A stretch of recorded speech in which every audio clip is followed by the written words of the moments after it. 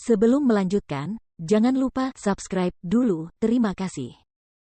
Bab 468, tidak memikirkanmu seperti itu. Bagaimana mungkin aku tidak tahu kalau kau berteriak seperti itu? Lin Muan tak berdaya menangkap tangan Lu Qianqian yang gemetar. Lu Qianqian terkekeh polos. Namun, Lin Muan tidak berniat untuk bertindak apapun, dan hanya duduk di samping tempat tidurnya untuk membujuknya tidur. Namun, wanita muda itu tidak merasa puas. Setelah meraba-raba tubuh Lin Muan, dia memuntahkan isi perutnya. Sangat terdiam, Lin Muan menggendong Lu Qianqian ke kamar mandi, membantunya dengan mandi sederhana sebelum melemparkannya ke tempat tidur. Bagaimanapun, Lu Qianqian telah mengotori pakaiannya, yang membuatnya berada dalam dilema. Karena itu, Lin Muan harus mengetuk pintu Mama Lu. Ketika Mama Lu menemukannya dalam keadaan kotor, dia tahu bahwa putrinya telah muntah dan menyerahkan piyama lama Papa Lu kepadanya. Aku bisa membuatkan kalian berdua sup obat. Anda sebaiknya tidur saja, Nyonya. Saya akan memasak saja. Namun, Mama Lu tidak khawatir.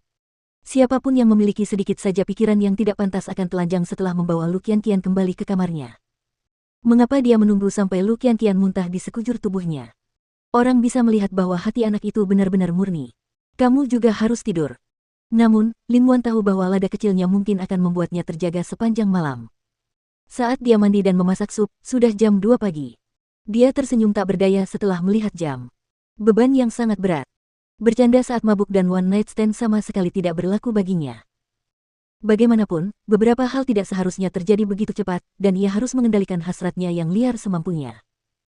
Keesokan harinya, ketika ada sedikit cahaya yang masuk ke dalam ruangan, Lu Qianqian terbangun dan mendapati Lin Muan sedang berbaring di lantai, hampir telanjang. Dia segera menjerit, membangunkan Lin Muan. Apa suara gemuruh itu? Dia membuka matanya dengan mengantuk, dia baru saja tertidur. Kamu tidak berpakaian. Nona mudaku, amnesiamu benar-benar serius. Kau muntah padaku 2 kali, dan aku meminta ibumu untuk meminjam piyama ayahmu, sebelum kau muntah lagi di tengah malam. Aku tidak bisa mengganggu ibumu lagi, jadi aku harus tidur seperti ini. Lin Muan melotot tak berdaya padanya. Lu Qianqian samar-samar mengingatnya, lalu dengan cepat mendorong Lin Muan ke tempat tidurnya. Kenapa kamu tidak tidur di tempat tidur? Lantainya sangat dingin, dan ada sofa di luar. Aku tidur di luar seperti ini. Lin Muan memutar matanya. Bagaimana jika ibumu melihatku? Aku tidak pernah menyangka bahwa hasil dari waktumu di Akademi Kepolisian cukup jelas. Tatapan mata Lu Qianqian tiba-tiba menyapu seluruh tubuh Lin Muan, perhatiannya pun langsung teralih. Rangka tubuhnya yang berbentuk segitiga terbalik terlihat jelas, dan otot-ototnya berotot seperti kulitnya yang halus dan lembut. Sudah ngiler, pergi sana. Apa kau tidak terburu-buru untuk kembali ke akademi? Dan, dengan penampilan seperti ini, kita seperti anak nakal yang baru saja berkencan di hotel cinta. Sekarang setelah lada kecilnya sadar, Lin Muan berbalik dan menjepit Lu Qianqian di bawahnya. Sekarang, kita lakukan. Kau, minggir. Lu Qianqian merasa otaknya sedikit membengkak. Meskipun mereka sekarang adalah sepasang kekasih, tapi kejadian ini terjadi begitu tiba-tiba sehingga dia merasa sedikit malu. Kamu tidak menunjukkan reaksi sebesar itu sebelumnya ketika kamu meletakkan tanganmu di bahuku dan sebagainya. Lin Muan menggodanya dengan sengaja. Bagaimanapun, dia memang sangat menderita ketika harus merawatnya tadi malam.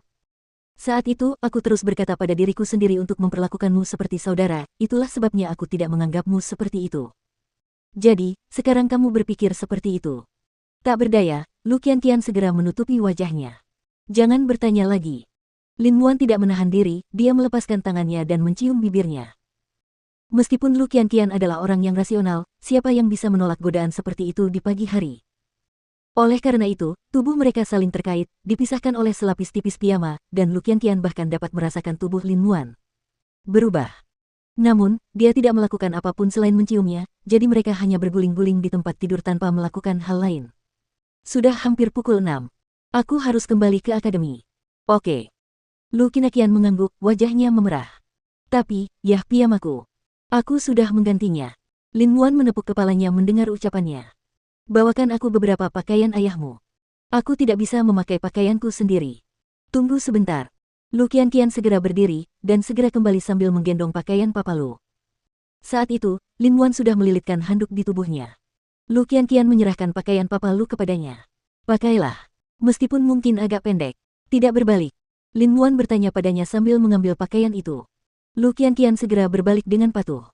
Lin Muan terkekeh, melingkarkan lengannya di leher wanita itu setelah berganti pakaian dan memberinya ciuman singkat. Ayo kita mabuk lebih sering. Ini cukup menarik. Kamu selalu menggodaku. Dan jangan mabuk-mabukan saat aku tidak ada.